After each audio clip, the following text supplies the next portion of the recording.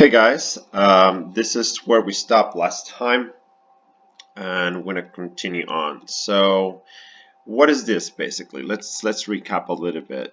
So, we've gotten to the point in the mid 1800s where we're trying to talk about the isms, the pluralisms, basically, and realism is the last one we touch bases on. Now, one of the important things to understand when you're discussing art is the difference between naturalism and realism. When you're saying the word realism, as I mentioned before, it has nothing to do with how close it is to real life visually, but rather how close it is to real life in what we see, right? It's not idealized. So things are as they seem, they are real. And we talked about how right now we would have a painting of people in their homes or with masks or things like that. So that would be a realist piece of artwork. And there are three things that are important to understand. There's no idealism, like the Greeks and the Romans and all of them, they're doing in some way or another. No exotic, nothing exotic, right? So, unless you see a lion walking down the street, you don't paint a lion. If you don't see a unicorn on top of a house, you don't paint a unicorn. You see what you see. You paint what you see, or you sculpt what you see. And this last thing is no nostalgia. So we're not looking at the past. We have the present to paint, and that's what they're looking at. And all of that has to do with a rebellion, as I mentioned, of the School of Fine Arts, because the School of Fine Arts is basically saying that you have to paint like the Greeks and the Romans, and the only subject matter that's worth painting or creating artwork are artworks that are of elevated subject matter, meaning, kings, not kings, but people in power or God or all those kind of elements that are kind of beyond our humanity in so many ways, right? Or the day-to-day human, I should say, not humanity. Okay, so we looked at this artwork and we were saying that this artwork is very much realistic, but because there's nothing more mundane than the work that they're doing, right? So they are breaking stones, right?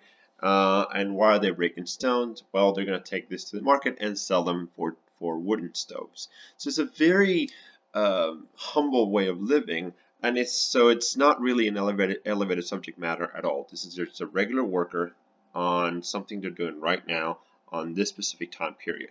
And in regards to how well it's painted, we mentioned before that it is not, technically, very much detailed, let's put it that way. For us, in the 2020s, we can see that we see a lot of different artwork, and this one seems very detailed, but back then it wasn't to the level that the School of Fine Arts would consider this to be a piece of artwork.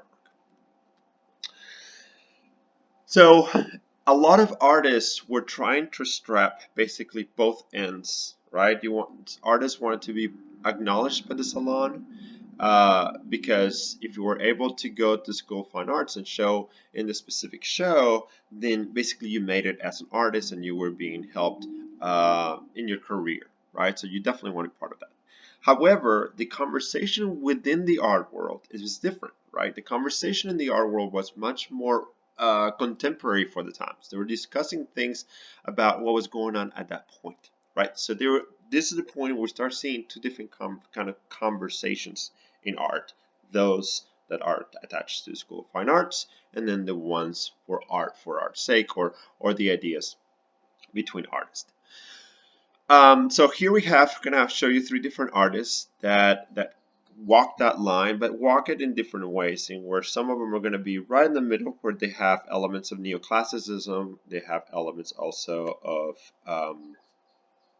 um, realism, um, and a few other things. So let's go ahead and take a look at the neoclassical elements here. The very first thing to see as neoclassical is the rendering of this whole thing, right? So the rendering of all of the horses it's pretty pretty closely associated with the way you would render paintings or sculptures if you were talking about Roman or especially Greek, right, ideals. Look at the horses; they are very much quote unquote perfectly painted. You can see all their muscles and things like that, right? So that's definitely a neoclassical point of view. Now, also we have romantic elements to to this whole painting as well. Not only the oversized kind of frame of the amount of nature you can see, but also the characters here tend to be the horses, right? So it's nature once again, another character. And Bonheur was a artist from the borderland between France and Spain, and it was very much a horse town. So they are very important for them. Another element that would make this neoclassical or um, neoclassical, or I'm trying to think, romantic. Sorry, guys. I'm trying to think. We have the storytelling, right? So we have kind of an exaggerated storytelling. We can see the story, and that's part of the romantic element. Now, the reason why I mentioned just a second ago um, the the fact that she's from this town is because in this town, horses, since they're so important, this kind of things happen every day. So it's very much a realist painting of that town for Bonheur is. So yes, even though visually there's elements of neoclassicism based on how well rendered things are, elements of romanticism, kind of storytelling and a little bit exaggeration in order to kind of get the emotion from the horses and what's going on. This is something that happens in her town all the time. It's something from that moment in time. So it's still realistic. So as you see, she kind of walks both sides quite well with her paintings. Now, Rosa Bonheur did make it into the salon, so she was an artist who was acknowledged by the salon. Here's another artist that from the same time period also trying to kind of walk both sides. So if we look at neoclassical elements here, this one's a lot easier to find in this painting by Jerome. Okay, so this is Pygmalion and Galatea. So in this painting by Jerome, we have a lot of elements that are neoclassical. First of all, the direction in which most of the imagery here is being basically pulled from history. So we have Greek story. We also have kind of all kinds of Greek elements to it. So that's definitely an elevated subject matter. We're looking to the past. So that's also neoclassical. And also the fact that we have this beautifully rendered couple here, right? As well as a lot of the other elements in the room. So very well classically rendered, classic subject matter, and so forth and so on. Now, romanticism in this case, right? We have the storytelling. We have elements that are exotic, like this little Cupid here, right? It's nothing from reality. It's imaginative.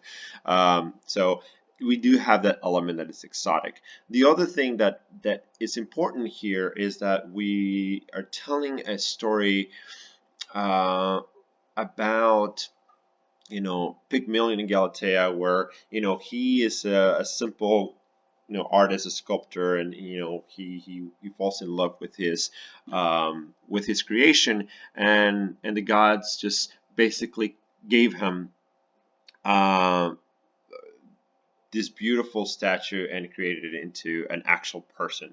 So kind of like a Pinocchio story of sorts. But here we can see that moment, the story being told in this very special moment. So that gives it this romantic context to it. Lastly, and this one's a little hard to see, but what makes this basically a realist element or realist painting of some sort? And it's honestly a little bit of a push to say this, but nevertheless it is part of this time period. The fact that we see the sculptor in his studio working, that could be considered realist, right? So it is how you expect the sculptor to like surround this where he's supposed to be. Um, this story could have been told without a lot of those elements in there, but nevertheless, that little bit of information helps it kind of be part of that conversation of realism. But as you can see, Jerome is much more inclined into the ideals of neoclassicism and romanticism than he is to the contemporary period of realism.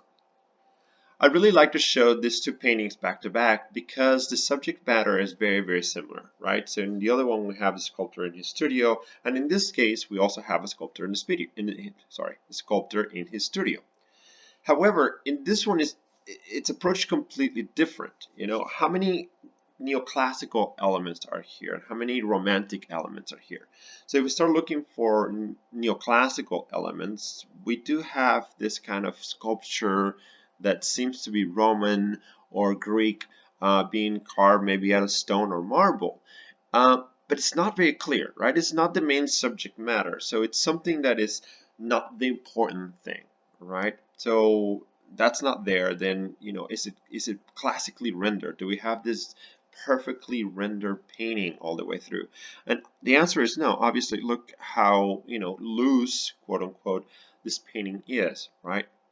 You know, you can see some of the raw canvas and a few other things. So it's not to that level of intensity that it's been expected with, you know, perfectly rendered canvases or images. So, you know, so this has some neoclassical elements, but barely any, right? What about romantic? Is this story being told here, and are there any elements here that kind of tells us like a soap opera of some sorts?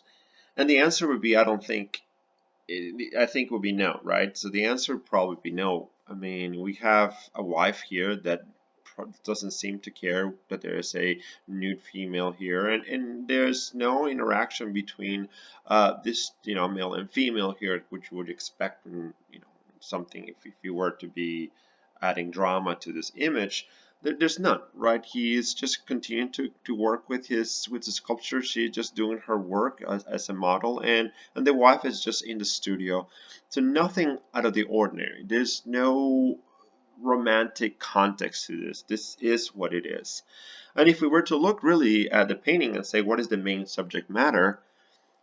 You know, I think that the objects that kind of are the most important visually, right? Your emphasis in this case will be the clothes, right? Just look how bright they are compared to the rest of the painting, and this is kind of our main subject matter: clothes on top of a chair. So if we're looking at realism, you know, a sculptor in his studio and what's going on in the studio, this is what it is, right? This is the reality of a sculptor in his studio, right? He is working, he has his subject matter, the model, and then it's his home, and his wife is there, and this whole thing is just as mundane as clothes on a chair. So this is realism, right? So anyways, I've shown you three different kind of artists. One that kind of walks the line between neoclassicism, neoclassicism, romanticism, and realism kind of evenly. Then we have one that's much more neoclassical than it is realist, and then we have this one that's the complete opposite, much more realist than neoclassical. Very good. Here's another beautiful artist from the same time period. This is another realist artist. You can see right off the bat that there is no elevated subject matter in the context of the neoclassical context.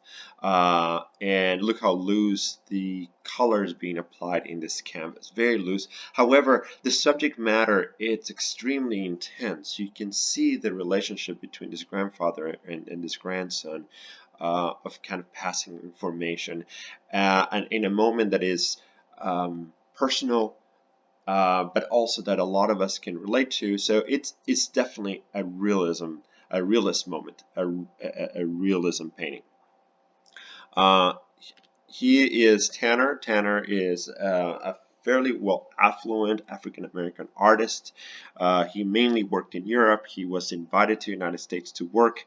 He was not very well received here, so he basically just stopped showing in the United States and went back to Europe. Now, as we're looking at realism, right, as we're looking at concepts of reality and contemporality at this time period, then we have this artist.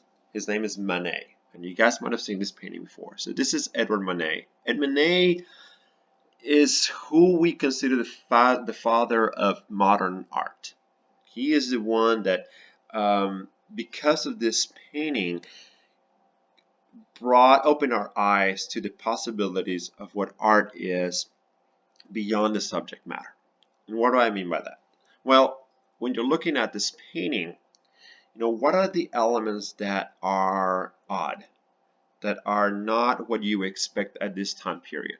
So in this time period, once again, we're expecting neoclassicism ideas, we're expecting some romanticism ideas, and realistic ideas, right? Realism. All of those three things is kind of what we have around. So if we were to talk about the School of Fine Arts and we're looking at, this being a good piece of artwork, quote unquote, perfectly rendered and with all the elements that are required to be a good piece of artwork, what is wrong with this image?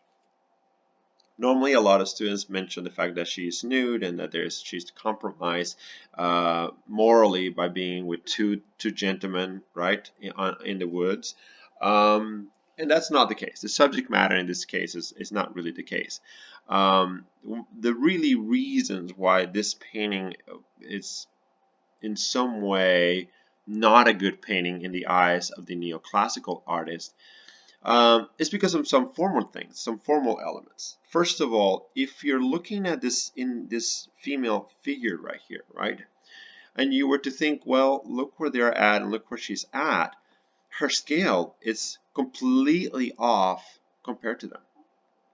She is in almost a giant compared to them, and also compared to this raft that is right here, right? So this element right here, which is such a central element, right? It's almost a circle. She is such an important element on this whole painting. She's completely out of balance, of symmetry with the rest of the artwork. Now, another element that is kind of odd in here, and we kind of see right off the bat the fact that she doesn't have any clothing, that her all clothing is here. The reason why we're seeing two clothed individual and one that is nude is because, they're trying to show how little paint can you use in order to show a nude body versus clothes or drapery, right? So you have two gentlemen who are draped or with clothes on, and then one you don't. Now, unfortunately, for kind of the history of art and for the treatment of women in general, females have been the one subject matter that has continually been placed in the nude. We call this the female gaze and the male gaze, in where women are seen through a sexualized lens, and artists have been very much part of this problem. And here's and we'll see this throughout most of modernism, where women are continuously being portrayed nude in kind of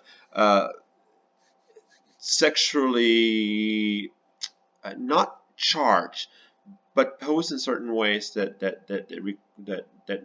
are meant to be seen by men in a sexualized manner, whether that was implicitly there or not. Anyway, so in this case, going back to what I was talking about, we have a very simplified human body.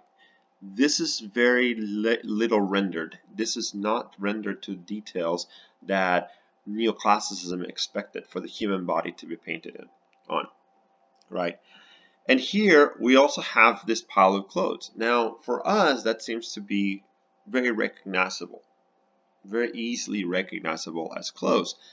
However, if you pay attention to it, it's very loosely painted. This fruit are basically just blobs of color in circles that makes the resemblance of fruit, but it's not a very well detailed paintings of fruit, nevertheless, for the clothing. And if you can look at the rest of the painting is also fairly loose. Now, when Manet brought this to the salon, he was not welcomed. Basically said he was said not to come back and to learn how to paint well before he was received again because he was a fairly well-esteemed artist of the time. But basically, the thing that Manet was looking at, he was mainly doing in some ways what Leonardo da Vinci was doing, which he was experimenting with canvas, pushing the limits of what we consider art to be in some ways, right? On this kind of moment realism of things. So he was experimenting, and when he was experimenting, he was looking back at history, things that are basically part of the neoclassical world, right? So I like this quote. Manet painting the female figure without shading, employed flat patches of color throughout the painting and left bare canvas in some places. He concentrated on the interplay among the elements of form that make up the composition. Light, shape, light shapes against dark, cool colors accented by warm colors, directional forces, and active balance. Monet's concerns with visual issues over content are storytelling was revolutionary. So this is the reason why his artwork kind of pushed everything forward in the modern period. So he was no longer looking at the subject matter. He was not looking at these figures as figures, but rather just as placeholders for paint, for things like dark and light, right? Places like warm and cool and things like that. So very much revolutionary. All right, let's continue on. And I'm going to kind of bring this up. So in 1873, a group of artists were denied to show at the Salon, just like Manet. All right, so they were not welcome into the Salon because of the way they were approaching things. So they created a completely independent exhibition, something separate from the Salon. So they found their own space and they created their own exhibition. In order to be part of this show, the artists were artists who kind of denied this doctrine, this idea that art was only classically rendered and elevated subject matters, right? So post-academic doctrines are romantic ideals, and nothing romantic, nothing exotic. Once again, the other thing, painting of the contemporary lives, meaning the now. We're gonna paint the things that we see right now, right? The technology, everything that's around them at this point, and not Greek or Roman things. And last but not least, because they're painting reality, because they're painting realism, right? They're painting impressions, just a quick catch of what the eye sees rather than what it interprets, rather than what fantastically we think something should look like. So instead of painting in the studio, right, thinking, oh, this is what a beautiful flower looks like, right, and painting the flower in the studio, instead you go outside to the real world and you paint that flower when it is on the plant exactly as you see it. Right, so that's realism. You're looking at the real plant in the real moment and you paint it. Now the problem with painting real life is that real life moves. Real life changes pretty quickly, right? Just sit down in any place and everything is moving around you. So in order for you to capture real life, right? Like let's say if a photograph can capture real life, right? You have to paint fast. So you paint impressions, you paint moments. And because of that, we have, like I mentioned just a second ago, I don't know if I mentioned it, but anyways, you get Impressionism. It's the capturing of reality in a moment, in an instant, and because life moves, you cannot capture it as detailed as you want to. Instead, you just kind of capture the impressions of what it is, just to arrest, stop the moment, almost like a picture, like a camera, right? So this is one of those artworks that are very important in our history. And why is that? Well, this is Monet, and not because it's a Monet, but rather because it's an exemplary piece of artwork of the Impressionism, and is really the painting that gave the name to this whole era. So imagine if you were wanting to picture this moment in time. Let's say you're at the beach, or in this case, at the harbor, right? And the sun is beautiful. It's just like nowadays we have cameras and you're going down the street and you see the sunset and you just have to stop and take a picture of the sunset, right? Exactly the same thing. The thing that makes Monet and a lot of these impressionist artists the kind of, I don't know, very well known kind of famous artists is this ability to, in a very short period of time, capture the feel of a moment using paint, right? Um, in order to do this, right, if you wait too long, the sun disappears and you no longer have the same feel. So you have to be an extraordinary good artist in order to create this. Now, I don't mean good artist in the fact that you just have talent. No, I mean a person who's taken the time to learn to draw from life. A person who's taken the time to understand what color is, what color theory is.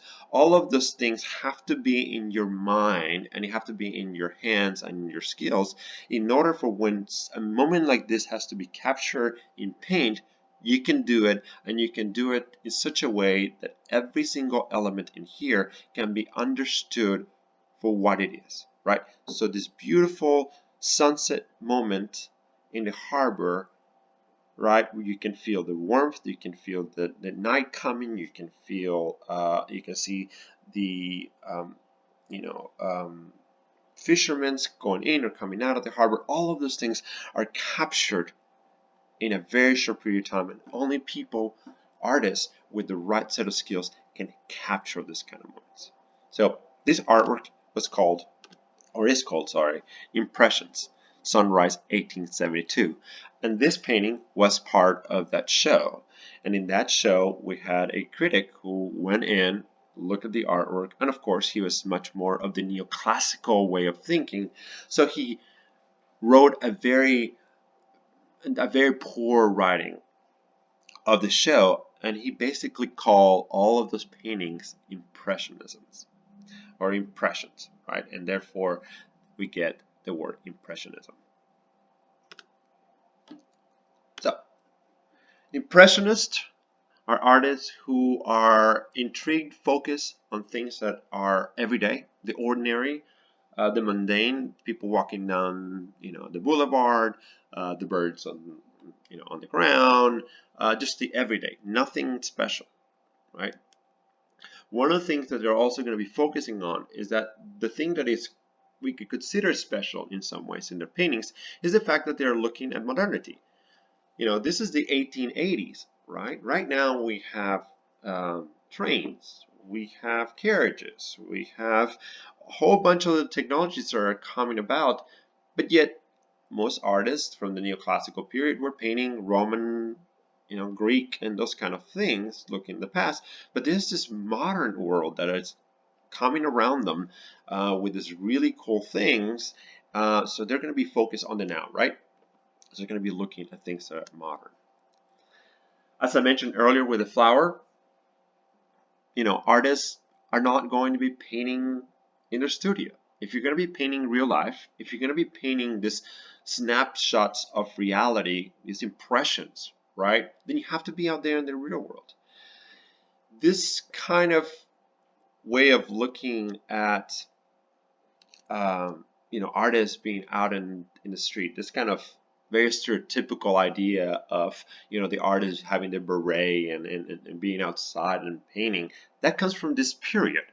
Right? The artists could not paint real Paris unless they were out in real Paris in the streets. Now, I find it really funny nowadays when I go into certain art shows, especially street fairs, and you have an artist that's kind of trying to fulfill the stereotype of the artist, right? They're outside with the easel and they're painting and all the stuff, and then you look at their painting and it has nothing to do with what's in front of them. It's really really interesting. So I find it funny because they're trying to fulfill this kind of impressionistic idea, or not impressionistic, but this kind of idea of what art is or artist is, just because of that stereotype. But anyways, So why were they painting outdoors? Well, they were really intrigued with the fact that um, the daylight changes and things feel different as in the same spot, whether it's raining or snowing or whatever it is, right? Or different seasons, so the same spot looks different in spring than it is in summer, it's in fall, and so forth. And the same thing with different times of day. If you go to the beach, right, the same spot at the beach in the morning feels different, right? You have your coffee.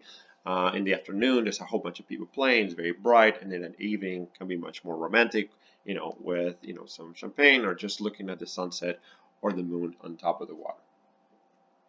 So, anyways, that's what Impressionists are looking at. So when you go look at an Impressionist painter, you're looking for those kind of elements. The now, you're looking at the same painting or the same spot over and over again, different seasons, different times, and so forth.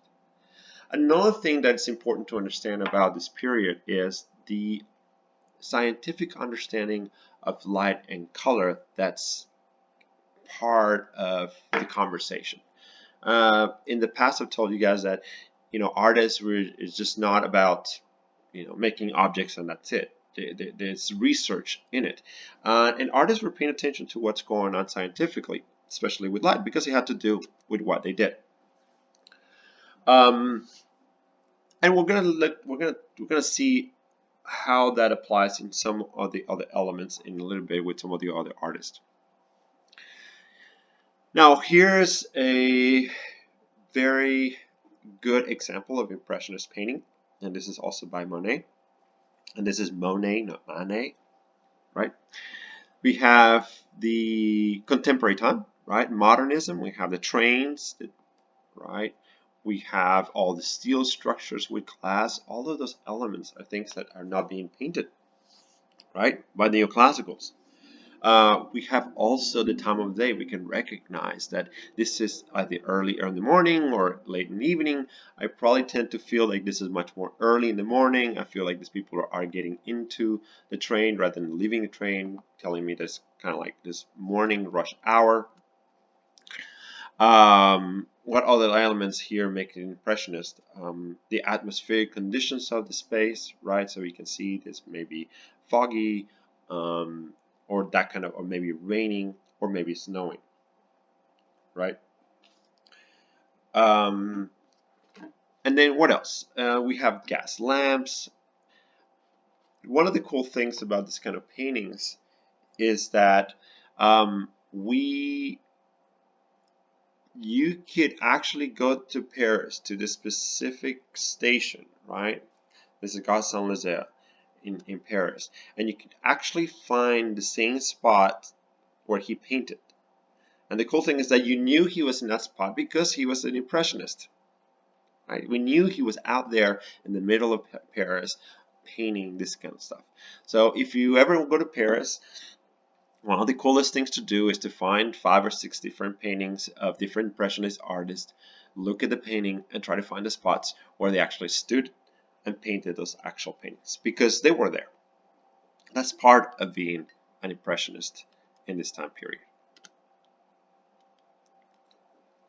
Here's another impressionist artist, and in this case we're looking at some of those elements that I told you earlier about light. So Renoir, he is very intrigued about people in general, right? And people, when it comes down to impressionisms, are much harder to paint because people don't stay still, and if you wanted to capture the moment, you had to paint fairly quickly, just kind of lay most of this information down as quickly as possible and go back to the studio and fill in the details. Renoir was really interested in some of the concepts related to light, because one of the things to understand about color, and this is really interesting, is that when light comes, right, as a ray, right, as a wave, and it hits an object, the photons break basically, right? So and so we have different levels, the different colors, right? So we have from the reds to the purples and so forth. right? One of the cool things to understand about color is that once that light hits an object and it bounces, right, the photons then come to our eyes, and our eyes read those photons. And depending on the wavelengths and things like that, then we see color. Now, if you really think about it, right, when let's say a plant, which is green, right, we see the plant green because it absorbs every single color of light except for the color green. That is the color that's being bounced off that object. So the cool thing to understand is that the things we see are not the color they are, but rather the colors they are not, because the color is being bounced off, right? So a plant, a green plant, is every other color but green, and so is everything else around us. What we see, what our eyes perceive, are the photons, the wavelengths of the photons that are the colors being bounced rather than colors of what they are. So thinking in that manner, right, and thinking about how light interacts with color, right, Renoir is looking at how colors change as we add light to them, right? So for example, in this case, a black that is black in the shade, when light hits it, it's not longer black. It's going to be more of a brown. Give me 1 second, guys.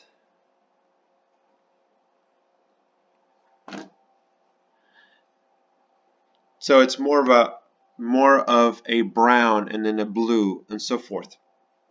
Anyways, and the same thing with white, right? So white in the light is white, but rather in the shade is going to be gray or blue. So he really liked those things, that how light played with color, and you see a lot of his paintings that have shade. They are painted under shade.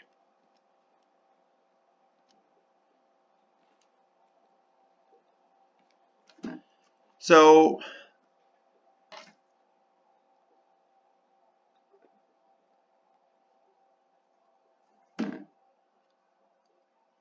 in this case, we have um, Degas. Degas is another artist here from the Impressionism, and the best way to see impressionistic elements to this one, you have the very loose way of painting the canvas, but also the capturing of the moment. Now, Ed Degas, one of the things that he was really intrigued about was um, tension, visual tension. So if you look at this painting right here, oops, sorry, I'm going to show this right here. On the edges, you see how this figure here is cut, right? Same thing as this figure right here, the leg is cut. Same thing as this object here is being cut right there. If you were to be framing a picture, right? If you were to frame a picture for yourself, normally you want all these elements to be in the camera, right? Within the frame of the picture. Very seldomly do we want to cut them off. And if we do cut them off, guess what? We normally go back and retake the picture, right? You've probably taken a picture of somebody and taken part of their faces off, and there's something awkward about that, right? So, but in this case, Degas is pushing those elements, is pushing those ideas of what, that tension that exists when we chop off, cut off, we no longer have this information. Now, another cool thing about it is that when you do split the object or the subject matter, then you create a sense of continuity as well. So you can feel that this room is slightly larger, or that is much larger, just because those elements are cut off right there. Lastly, the other thing that creates these blocks, these cuts in of figures or forms are mirrors. So mirrors reflect the information, and it's backwards, obviously, right? But also cuts off the subject matter. It really creates really strong edges, and that becomes very, very interesting visually. So a lot of mirrors, and he was the artist. He was an artist who worked mainly in the Moulin, in the undergrounds of Paris, the theater, ballet, and things of that nature, which were kind of seen in a negative way. A lot of women who worked at night were basically ballet dancers. So he tended to paint the subject matter because it was easy for him to have access to them as models in some ways by being part of this culture. Another artist painting in the modernist era, sorry, as an impressionist, is going to be Cassatt. So Marie Cassatt, we've seen her before. She is mainly a printmaker, and unlike the other artists like Monet, or let's say even Van Gogh, or this other kind of artist, instead of she painting small little bits of paint, she was painting more like a printer would, right? So if you were to print this object, then you would have very large areas of color rather than tiny little spots, right? So this is how she paints impressionistic paintings, right? She paints really large areas of color and then comes in and fills in the details.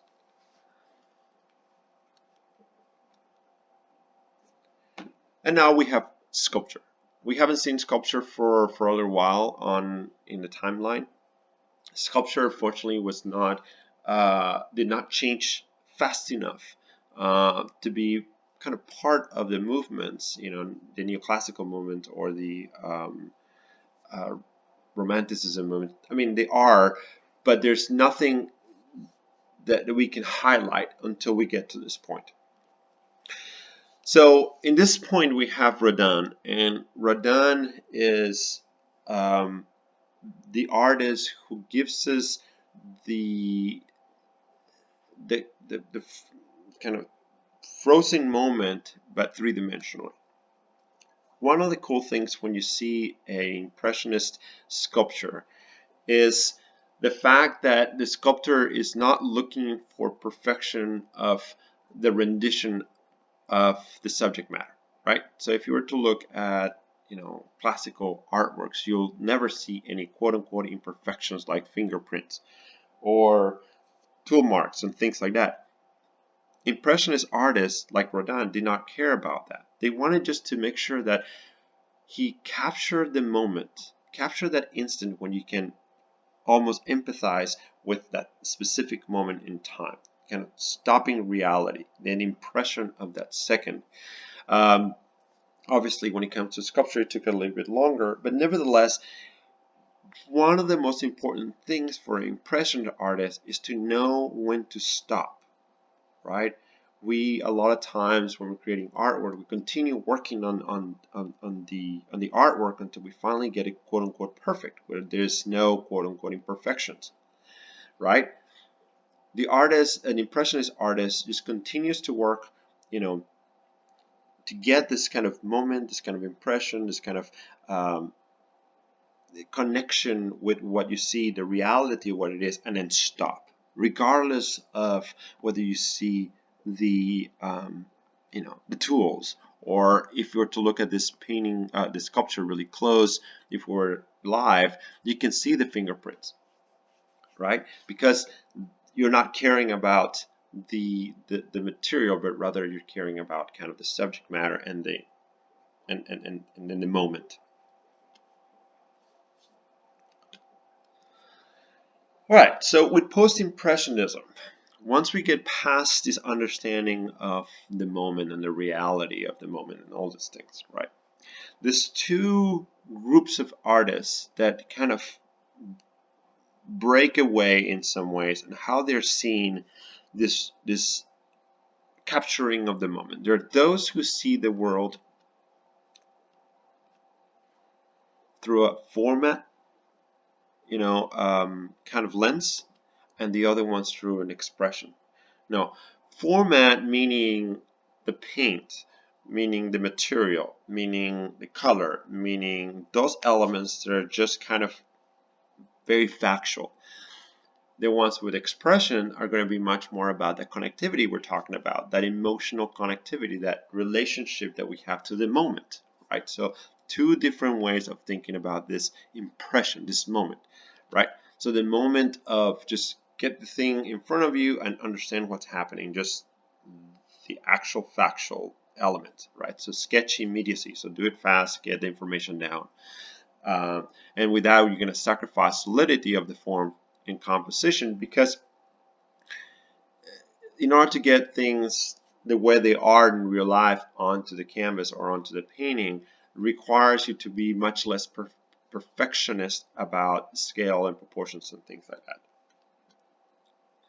Now, those who are much more formalists, those who are more worried about line, texture, color, all of those elements by themselves is what we call formalist. Okay, and they are or the artworks are called formalism. For expression, then you're going to put a lot of emphasis in the observation of the subject matter, meaning, trying to get the feel, what not so much what you can see, but rather what you perceive from that moment, right? So expression or spiritual content, the connectivity is very, very important.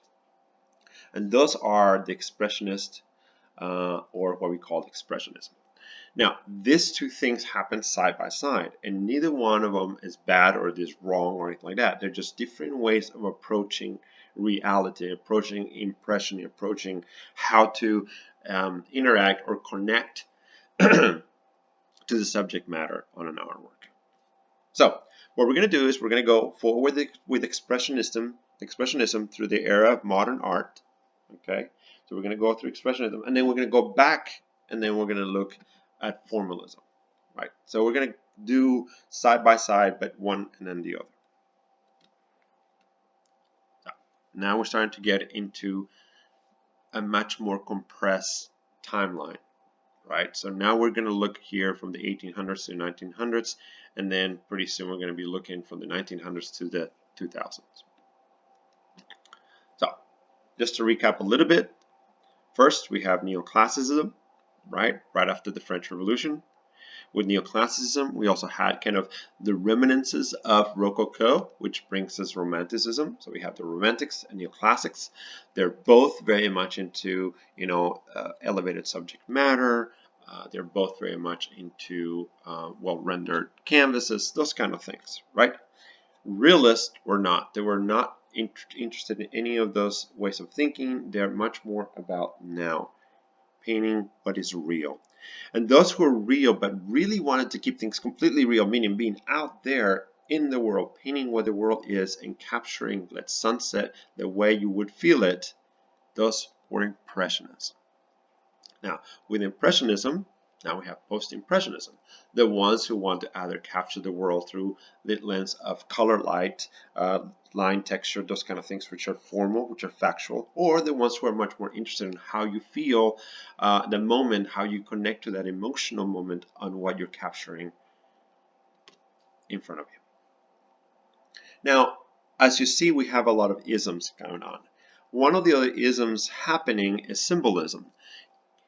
Finding elements within the context of the subject matter that are beyond just what you see, right? So looking for elements of that have meaning beyond in front of you. So we have here, for example, Van Gogh has very much a symbolic he's a symbolic artist. He's a lot of symbolism on his artworks, especially Starry Night. But one of the things before I continue on, I wanted to show you this right here. When we talk about modern art, okay, when you say the word modern, okay, modern is a specific period of time in history. It's like, let's say, neoclassicism, right? It's a specific time that began in one period, it kind of ended in a specific era of time. Modernism is just like that. Modernism or modern art started right about the mid 1800s, about 1850, 1860, somewhere around here, and it lasted only until the 1950s.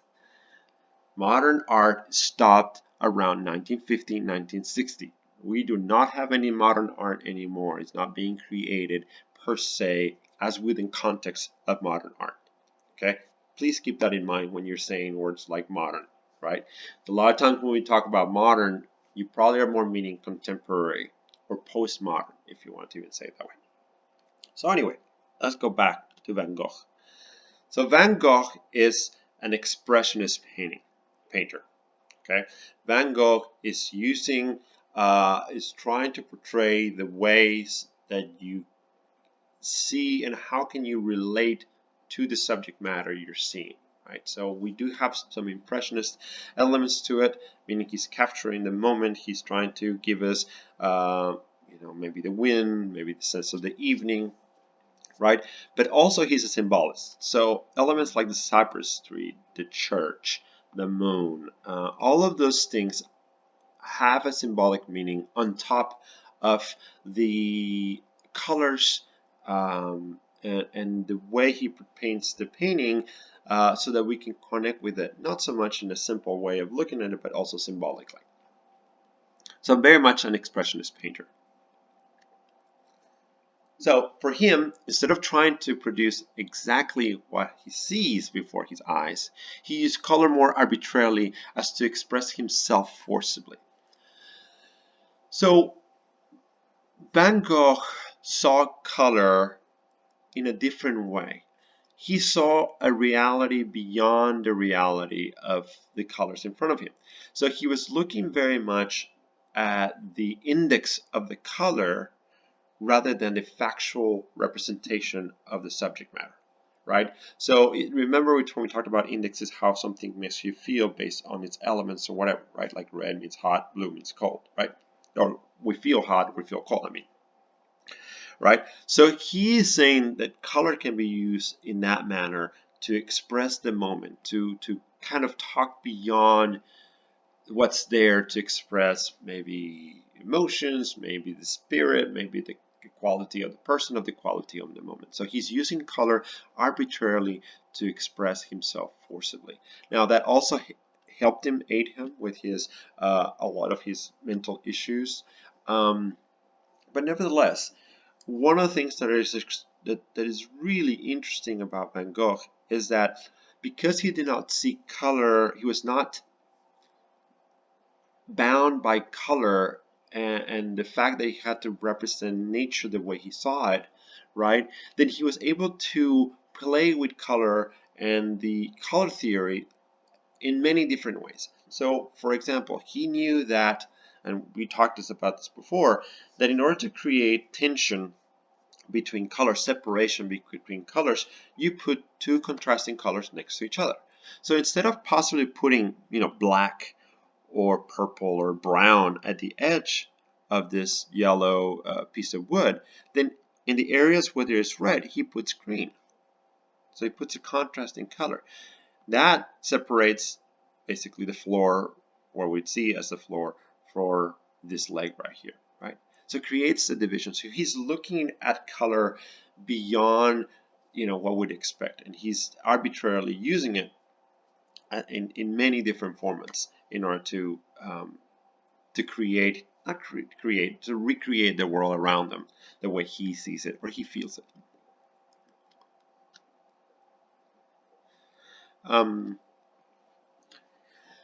Some of the things to mention, right, in this case, and this is something we already saw before, but I want you to kind of reread this paragraph, because Manet painted the female figure without shadings, employed flat patches of color throughout the painting, and left bare canvas in some places. He concentrated on the interplay among the elements of form that make the composition, light shapes against dark, cool color, accented by warm colors, directional forces, and active balance. Monet's concerns with visual issues over content or storytelling was revolutionary, right? That is what Van Gogh is basically doing, right? And that's why Manet is who we consider to be the father of modernism.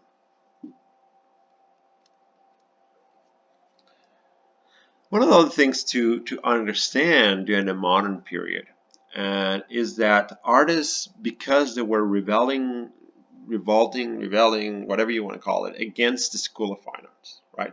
They were trying to find ways of, of depicting beauty beyond the confines of Greek and Roman ideals, right? How those other cultures that were not kind of driven by our own Western civilization, how did they portray and organize the canvases or the subject matter? How did they organize visually, right? So artists were looking in a whole bunch of different places around the world. Van Gogh specifically was very intrigued by a lot of Asian, especially Japanese paintings and prints. And if you look at it, we've seen this before as well. Marie Cassatt looked at this kind of artworks, a lot of the modernists in general. But it's really cool to see this specifically this is a Van Gogh painting, but you can see the direct um, influence that Asian art is having in his own artwork, right? I love to show this painting because I normally talk about in classes how we as artists are constantly growing or changing, and where influences come from different locations, the research we do. And here's a great example of an artist that is very well known and how he's incorporating all the cultures or the ways of creating art into his own. Now, some of the things to think about that are different in, for example, in this kind of style of composition is that in this composition we have a grounding object. So you have this really large object that is right in front of us. It helps in some ways, and the way it works a little bit is it helps ground the eye, meaning it helps your eye kind of come back to the main object. And then from there you can go into this kind of area right here, and then you can experience that area and then come back to the same kind of grounding object, and then you go into this area, and each one of those islands, basically those visual islands, have elements of where your eyes can go and then return back to this solid. So the different way of composition altogether. Now if you look at other artworks by Van Gogh, right, here's this one, and what do you see? A beautiful grounding object right here in front. You can see how he's taken some of those elements of composition from the Asian culture, from Japanese prints, into his own paintings.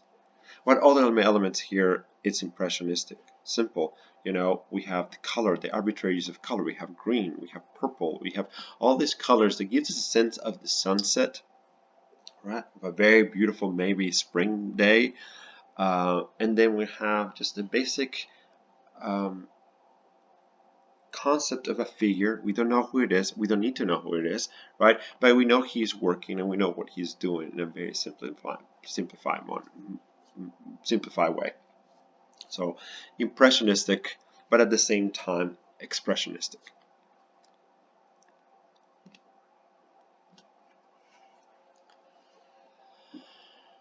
As I haven't really mentioned this, but I kind of mentioned in the past in some ways here and there.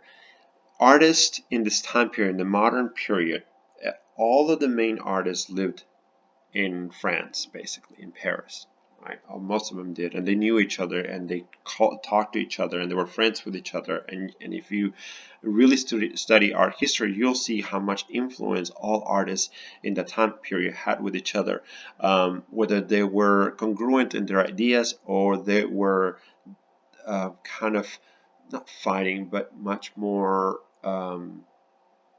complementing each other in some ways, right? You can definitely see that conversation happening. One of the artists that I'm not the fondest of as a person, but is definitely part of this group of artists from the modernist period, is going to be Gauguin. And Gauguin was a fairly good artist, fairly good friends with Van Gogh. And they were good friends. But unfortunately, Gauguin was an interesting fellow. He was a descendant from a Peruvian mother. He was felt like an outcast in Europe, very devout Catholic. And he felt like modernism, the way that things were going in Europe, were sinful. That things were going in the wrong direction. And so anyways, he decided to leave Paris and move into a convent or monastery, I believe. Now, the one thing I don't like about this move of his is that he was married with a child and he abandoned him. So he just abandoned his wife, his kid, and moved to the monastery or the convent. I think it's a monastery. And this is one of the paintings that he painted in the monastery. Now, when you look at this painting by Gauguin, there's a few things that I think come to mind right off the bat. First of all is this red ground, right? It's extremely arbitrary. Well, it's not completely out of the ordinary, especially when you know that Van Gogh and him were good friends. So using colors to aid in an emotional context or connection with an artwork was part of that conversation, right? So we have red. Also, you can see this beautiful grounding object right here, right? Something we've seen before, something that Marie Cassadas I mentioned before, and now Van Gogh also is using based on Japanese art, right? And a few other things. So mainly you're getting the gist of the moment. Now, the one thing that is very different from an impressionist point of view or from a realist point of view is the fact that this is not realist in some ways, right? We have an angel, we have a moment in time that is not part of realism, right? It's much more about the expressionistic moment, the connectivity to this, the vision after the sermon, right? This kind of, it's much more about the expression, the connection, than it is about the realism. Well, Gauguin moved to, he couldn't stay in Europe, he did not want to stay in Europe, so he moved out to Tahiti. One of the things that is also really intriguing or really interesting about Gauguin, and knowing that he was friends with Van Gogh, right? He also looked at color in a newer, more modernist way that eventually gets us to where we're at right now with abstraction. So he says in painting, one must search rather for suggestion than for description, right? So in other words, in paintings, we're kind of getting the gist out of what we want to express rather than to really try to describe what's in front of us, right? So, we want to give you an idea of what the tree is because we already know what a tree is, right? So we don't need to describe it, all the details, but rather we just want to give you the suggestion there's a tree. As you do with music.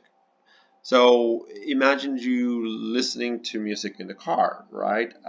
There's not really a physical translation of the music, right? You feel it, and the way the music rhythm it's created, then it makes you feel in that kind of way. So a sad song is a sad song because of the way the music notes are being put together and so forth and so on, right? So it's more of a suggestion rather than a description. The song is the music is not telling you you're sad or this is about sadness. It kind of suggests it. So he's thinking about paint the same way. Think of the highly important music role which color will henceforth in modern painting. If you guys remember that exercise we did at the very beginning of the semester with the card and the music and so forth and so on, right? I was telling you to kind of listen to the music and paint whatever you hear. This is kind of where I was getting to, right? Think of how important music role, which color will henceforth in modern painting. So meaning we're going to look at color the same way, or paint the same way we do music. So here is when he moved to Tahiti, as I mentioned earlier. Let's look at things that are, realistic, impressionistic. So we have the moment. Here we have a whole bunch of realist moments. So we have what's happening in the island. So we have people dancing. We have people sunning. We have people cooking or bringing food. We have somebody smoking. We have, a couple here. Making out, and we have people coming in, all of these elements, all of these things, very much kind of realism. That's what's happening. That's what he's painting. He's putting it all together. Pardon me, in one single painting, but nevertheless very much realistic. Now, once again, we have another object here that is part maybe reality. Maybe he is part of, maybe it's a person with part of a ritual of some sort, or it's just flat out kind of like the angel, right? Something that is just there to give us an altered reality beyond what we expect, just to give us to connect with the subject matter. And also we have this idea of color being used arbitrarily to make us feel something. And the most obvious elements here that shows this kind of arbitrary use of color is going to be the water, right? Water is kind of either a reflection of the sky, which tends to be most of the time blue, right? So, but in this case, we have warm colors, the reds and the yellows and the oranges, and and all these other warm colors that helps with a sense of a warm, tropic water, right? So it gives us a sense of the feel of the water without us having to be in the water. All right. Some of the things about Gauguin that's also kind of odd is that even though, he moved away, unfortunately, some of his most close friends in the islands, and it's something he's frowned upon, is that he made very good friends with little girls, and 15, 14-year-olds, maybe younger, and you can see a lot of that subject matter throughout his paintings. That's something that's kind of odd about Gauguin. Okay, so let's go back to this right here. And here in the 1900s, right about the same time as Post-Impressionism and Symbolism, we have Art Nouveau. And Art Nouveau is much more attached to architecture, but there are some artists who are considered Art Nouveau. And one of them is Henri Toulouse-Lautrec. Toulouse-Lautrec, and you guys you've heard him before. We talked about him when we're talking about prints. He did a lot of lithographs. He created a lot of the lithographs that really we recognize as modern Paris with like Chat Noir, and he did a lot of artwork for the Moulin Rouge and a lot of the theaters. And he's actually part of one of the main characters in the movie Moulin Rouge. Not so much him, but rather a person who played Toulouse-Lautrec, which was Leguizamo, I believe. Yeah. So here we have an artwork, a painting by him, and there's a few things that I like about this painting that's very much modernistic. So we have kind of the middle class, which is part of the modern, something that's modern, that's new this time period. We also have the fact that we're using color arbitrarily because this is a green face, right? And a few other things. Now, one of the things that I also find really interesting is that he and Degas were very good friends. And in this case, you can see kind of the relationship between the two of them, the influence between the two of them, especially with this face being kind of chopped off right here. The use of mirrors, and this way, same thing as with a few other elements in the same picture. They were both in the theater, so they were always around each other quite a bit. But when it comes to Art Nouveau, like I mentioned, architecture is the most, what we'll connect Art Nouveau the most to. With Art Nouveau, you're going to see a lot of elements that are connected to nature. So water, wind, plants, those kind of stuff. And definitely in this artwork, in this image, you can see, elements maybe like water, right? And then vines, as well as wood and vines and so forth and so on. So very much connected to nature, using nature as influence, using nature as a way of a guideline of how to create or how to build in some ways, right? Now, you guys might have seen, and might even have in your houses, but I don't know if you've ever seen the light fixtures that look like flowers, right? Like this one's right here, right? Those ones are directly connected to this time period of Art Nouveau. So if you have them in your bathroom, the ones that kind of looks like flowers, that's reminiscences from the late 1800s. Now, when it comes down to Art Nouveau and this connection to nature and architecture, the most iconic architect of the period is going to be Gaudi.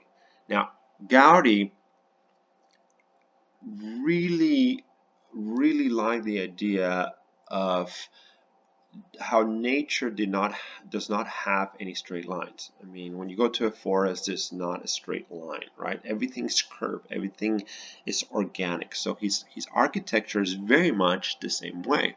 And just like a forest or the sea or whatever other natural elements, it's going to be full of color, full of form, full of different things. So normally it's charged with a whole bunch of elements.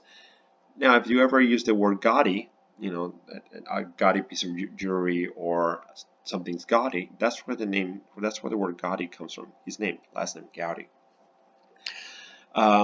So anyway, so you have all these elements, but as you see here, none of them are straight line, right? Everything here is curved. Everything is curved. Now, obviously, the only straight line you're going to have is going to be the boundary between the floor and the walls, but nothing else has straight lines, right? Nothing else has straight line. Here's a beautiful example of Gaudi architecture, right? This connectivity to nature, using nature as your influence. You can see the facade looks like a whole bunch of flowers, vines with flowers. The roof here looks as if it was the back of a dragon or an iguana with scales, right? The colors are multicolor like flowers or something of that nature. And then we have all these other elements here that are also very much like seashells or bones and so forth and so on. So very much a Gaudi piece of architecture. Now this is Gale Park. This is a park that is part of a master plan community, basically, that Gaudi was building, was creating, you know, houses and so forth and so on. But this specific area that you're seeing right now is where the market was going to be. This looked like Greek type, you know, columns, but they're not. Obviously, not obviously, but if you can see here, they're not really Ionic or Doric or any of those, but rather they're just simplified columns, trying to, you know, be as organic as possible. So you have all kinds of different things that are, see, even here are very much organic. None of these elements are repeated. None of them are copied one next to each other. They're all slightly different. But his crown jewel, Gaudi's crown jewel, this amazing, beautiful place is La Sagrada Familia in Barcelona. So La Sagrada Familia was started 1904, and we still are right now about 10 to 15 years from completing this monument, basically. Right, this church is still under construction. It was started in 1904, so over 100 years old. You know, that since started construction. Anyways,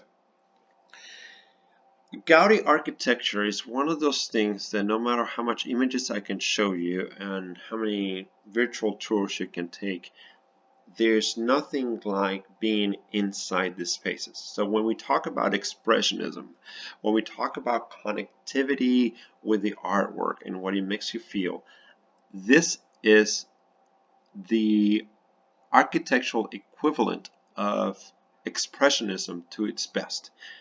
Like I said, no matter how many images I show you, it does not feel or, you know, connect to you the same. I gotta be honest, when I first saw Gaudi's work through images and things like that, I thought his work was odd. I was not really connected to it. It wasn't until I went to Barcelona and literally walked through these buildings that I understood this idea of the connectivity of architecture based on the organic and how we connect to it. It's just really, really amazing. So here's what the final Sagrada Familia should look like in a few years. If you see here, you know, this is the only 4 of the 12 pillars that were going to be that are going to be finished. Right now, actually, this is probably a 10-year-old picture. Right now, there's a lot more to it. But basically, this is how tall what you see on this previous picture right there. So imagine how much taller that last central pillar is right here. and because it's also a symbolic building, right? It's part of the symbolism that period, and so forth and so on. We have, you know, the 12 apostles, Jesus Christ, and so forth and so on. Inside, it kind of looks a little bit like Gothic cathedral. However, it is nothing like it. The pillars inside look more like trees, and the top of it looks like a canopy of a forest. That, or you can also say that they're like stars shining, either or, however you want to take the influence of nature into it, however you see it. I kind of read them more as the canopy of a forest, but nevertheless. One of the other beautiful things about this specific structure is the glass stained windows. They are non-representational, so they are very organic color, so they don't have images of of stories from the Bible at all. And they, as you move around the room, let me see if I have an image of it. No. As you move around the room, they change from warm colors to cool colors, and when light shines through those lights, the whole building fills with color, and it's this multicolor experience, and you get bathed literally with color. So when it comes to expressionism, when it comes down to these concepts of connectivity with the environment, once again, being connected with color in that manner is really interesting. It's absolutely beautiful. So I strongly suggest you guys make it to Barcelona sometime soon, if not in the next 10 years, so you can go see the final product of La Sagrada Familia. We cannot leave talking about expressionism before we see this specific painting, right? This is Munch, and this is, of course, the Scream. You guys have seen it before. This is all about expressionism. You know, not only the figure here that we have that has this very simple gestural element that tells us about a scream, fear, whatever he is kind of portraying, we can feel it in some ways. The colors being used arbitrarily to give same thing, a sense of fear, a sense of doom, the blacks, the darks, all of those things. Absolutely everything in this painting has been utilized to create an expressionist painting.